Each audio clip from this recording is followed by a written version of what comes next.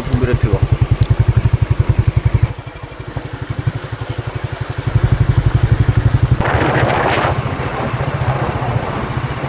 आशा कर बहुत भले थे खुशी थे प्लस बिंदास थे तो प्रभु जगन्नाथ आपण परिवार को सब भल रखु सागने आज ब्लॉग स्टार्ट हो कौटा सीधा स्टार्ट हो घर सॉरी दुकान तो दुकान कहीं स्टार्ट हो समय पाखापाखि बर्तमान 1:30 पाखापाखि दुकान थी सीधा बाहर कौटी आपण मैंने जानते जो आम रिलीफ बांटा जाइलु कौ जगह से पट्टामुंडी ब्लॉक जोटा कि आम श्रीरामपुर पंचायत तो एक्चुअली खाଇବା ପିଇବାର କିଛି ଅସୁବିଧା ହେଉଥିଲା ଦେଖିପାରୁନ ନା କ'ଣ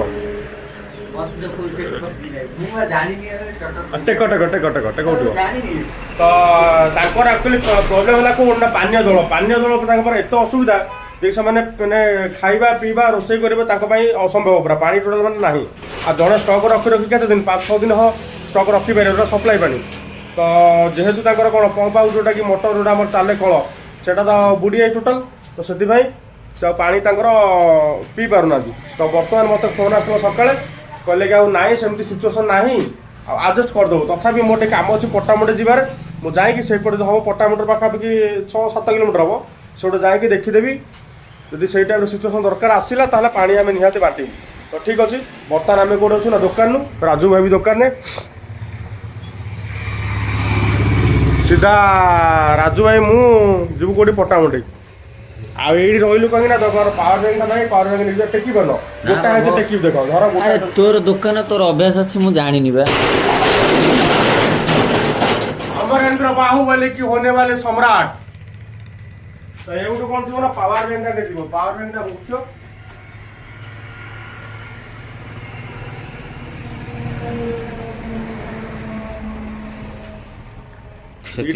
दुईटा घर अच्छे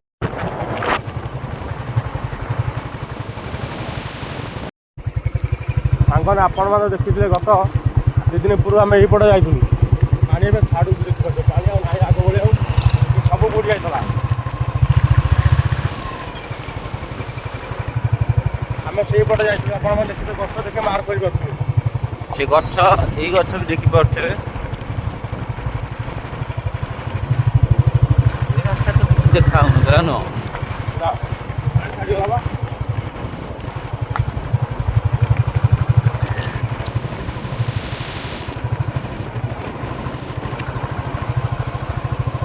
ये जो मशाणी देखुची बेटा पूरा बुड़ी जाता मशाणी मशाणी पूरा क्लियर हो पानी पानी सब ना तथापि बिल भर पानी एत पानी ना तो ये आप देखिए गत भिडियो पानी कौ टाइम दरकार पानी क्लियर तथापि किछिटा पानी चालुचे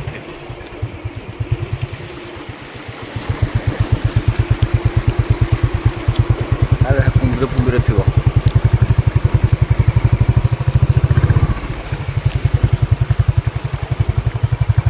तो छाड़ जातु बाट कुआटे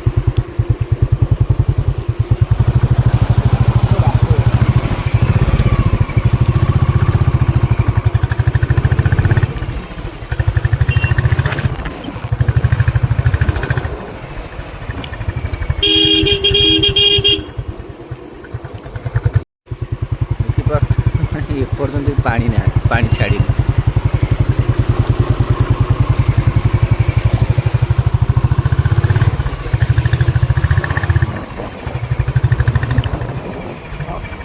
तो जो मंदिर देखिकिना पानी देखुले मुझे आम रिलीफ बांटी फाइनाल आम से जगह जाऊँ जोटा कि पालपाटना जगन्नाथ मंदिर तो से चलो देखा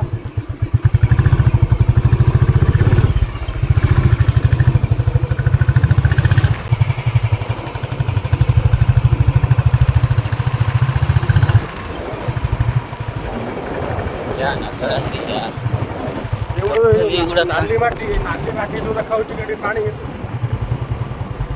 अलरेडी मैंने बड़ी पानी माटी आउ गोटे 2 दिन छाड़ दिया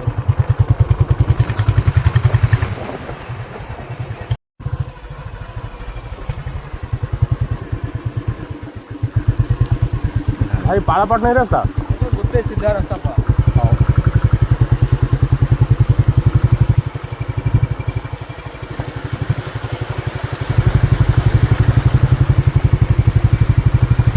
ପାଣିର ଯେଉଁ ପବନ ଅବୁଡ଼ିଛି ସେପଟେ ଦେଖି ପାଣି।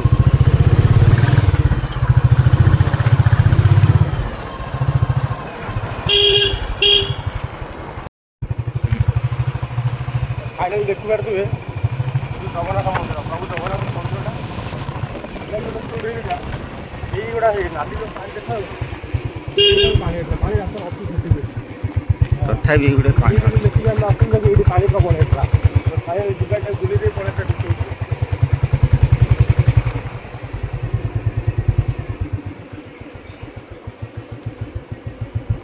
ବର୍ତ୍ତମାନ ଟିକେ ପହଳ ପଡ଼ିଛି।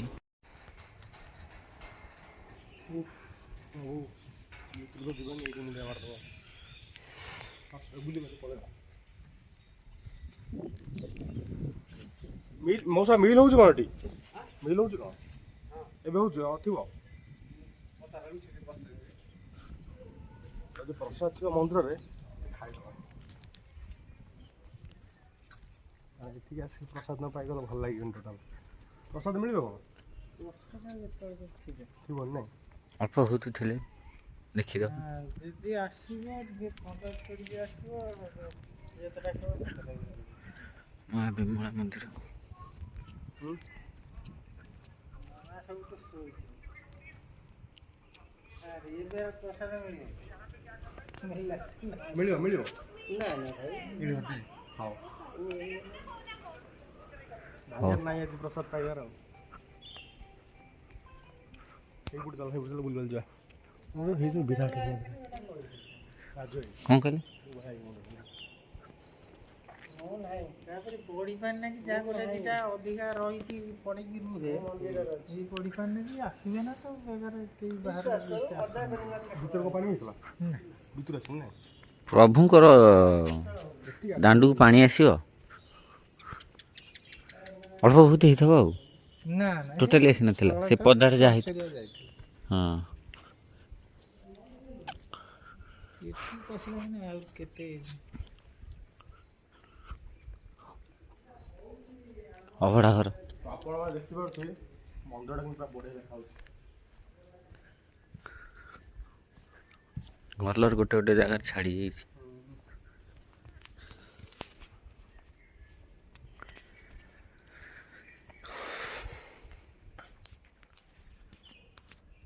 ନେକ୍ସଟ ଯେବେ ଦରକାର ହେବ ମାନେ କେତେବେଳେ ଯଦି ମୁଡ୍ ହେଲା ଆସିକି ଡିଟେଲ୍ସ ଖାଲି ମନ୍ଦିରର ମାନେ ମନ୍ଦିର ବିଷୟରେ କିଛି କହିବି ପ୍ଲସ୍ ତା ସହିତ ଅବଢ଼ା ଖାଇବୁ ଏସବୁ ଆପଣଙ୍କୁ ଦେଖେଇବି ଆଉ ନା କ'ଣ ରାଜୁ ଭାଇ? ଦେଖିବା ମାନେ ଆମ ଗାଁ ମନ୍ଦିର ମାନେ ଯେତେ ମନ୍ଦିର ଦେଖି ସବୁ ମନ୍ଦିରଟା ଏଇ ମନ୍ଦିରଟା ୟୁନିକ୍ ଲାଗୁଛି। ଜାଗାଟା ନାଁ କହିଦେଉଛି ଆପଣମାନଙ୍କୁ ପାଳପାଟଣା ଜଗନ୍ନାଥ ମନ୍ଦିର କେନ୍ଦ୍ରାପଡ଼ା ଜିଲ୍ଲାର ପଟ୍ଟାମୁଣ୍ଡାଇ ବ୍ଲକର ପାଳପାଟଣା ଶ୍ରୀରାମପୁର ପଞ୍ଚାୟତର ପାଳପାଟଣା ଜଗନ୍ନାଥ ମନ୍ଦିର। ଦେଖିପାରୁଥିବେ କେତେ ସୁନ୍ଦର ଭ୍ୟୁ। ତ ମୁଁ ଯୋଉଠୁ ବି ଆସିକିନା ବି ରିଲ୍ଟା ଦେଖିକିନା ସେ ଆମର ରିଲିଫ୍ର ମାନେ ଆୟୋଜନ କରିଥିଲୁ ସେଇଟା ହେଉଛି ଏଇ ଜାଗା। ଏଇ ଜାଗାରେ ମୁଁ ଦେଖିଥିଲି ଗୋଟେ କିଏ ପକାଇଥିଲା ପର୍ଟିକୁଲାର ନାଁ କହିପାରିବିନି ମୋର ମନେ ନାହିଁ। ଏଇ ଯେଉଁ ଦେଖେଇଦେଉଛି ଦେଖନ୍ତୁ ଏଇ ଯେଉଁ ଠାକୁରଙ୍କର ଗେଟ୍ ଅଛି ଗେଟ୍ ସେ ଅପୋଜିଟ୍ ମାନେ ରୋଡ଼ରେ ସେଇଠି ପୁରା ପାଣି ଭାସୁଥିଲା ବୁଝିପାରୁଛ। ମୁଁ ସେଇଠୁ ଦେଖିଲି ମୁଁ କହିଲି ଏମିତି ପାଣି ହେଇଯାଇଛି ଆଉ ଚାଲ ଟିକେ ପଳେଇ ଆସିବେ ଆଉ। ତ ସେଇଠୁ ଦେଖିକିନା ଆମେ ଆସିକି ଇଏ କରିଥିଲୁ କିନ୍ତୁ ଏବେ ଦେଖିଲାକୁ ପାଣି ଟୋଟାଲ୍ ନାହିଁ ପାଣି ଶୁଖିଯାଇଛି। ଯାହା ହଉ ବହୁତ ଭଲ କଥା ପାଣି ଶୁଖିଯାଇଛି କିନ୍ତୁ ସବୁଠୁ ଭଲ ମାନେ ଦୁଃଖର କଥା କ'ଣ ନା ଏଠି ଆକ୍ଚୁଆଲି ଯେତେକ ଲୋକ ସବୁ ଚାଷ କରିଥିଲେ ସବୁ ଫସଲ ସବୁ ନଷ୍ଟ ହେଇଯାଇଛି କିଛି ଫସଲ ନାହିଁ ଆଉ। ଇଏ ଦେଖିପାରୁଥିବେ ପାଣି ସବୁ ଏତିକି।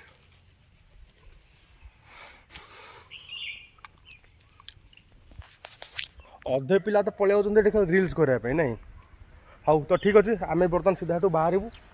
ତ ଏଠି ଆସିବାର ମୁଖ୍ୟ କାରଣ କ'ଣ ଥିଲା ଆମେ ଆକ୍ଚୁଆଲି ଦେଖିବା ପାଇଁ ଆସିଥିଲୁ ପାଣି ଲୋକଙ୍କୁ ଦରକାର ଅଛି ନା ନାହିଁ କିନ୍ତୁ ଯେହେତୁ ପାଣି ସବୁ ଛାଡ଼ିଯାଇଛି ତ ଲୋକଙ୍କର ପାଣିରେ କ'ଣ ସମସ୍ୟା ନାହିଁ ଯେମିତି ଲୋକ ଥିଲେ ବର୍ତ୍ତମାନ ସେମିତି ଅଛନ୍ତି। ତ ସିଧା ଆମେ ବାହାରିବୁ କେଉଁଟା ଘରକୁ। ତ ଆଜିର ବ୍ଲଗ୍ ତ ଏତିକି ଥିଲା ଆପଣମାନଙ୍କ ପାଇଁ। ଯଦି ଭିଡ଼ିଓଟା ଆପଣଙ୍କୁ ଭଲ ଲାଗିଛି ଦୟାକରି ଲାଇକ୍ ସେୟାର ସବସ୍କ୍ରାଇବ୍ କରିବା ଜମା ଭୁଲିବେନି। ପୁଣି ଦେଖା ଆଉ ଗୋଟେ ମୋବାଇଲ୍ ଆଉ ଫ୍ରେଶ୍ ଭିଡ଼ିଓ ବିଦାୟ ଦିଅନ୍ତୁ। ଜୟ ଜଗନ୍ନାଥ।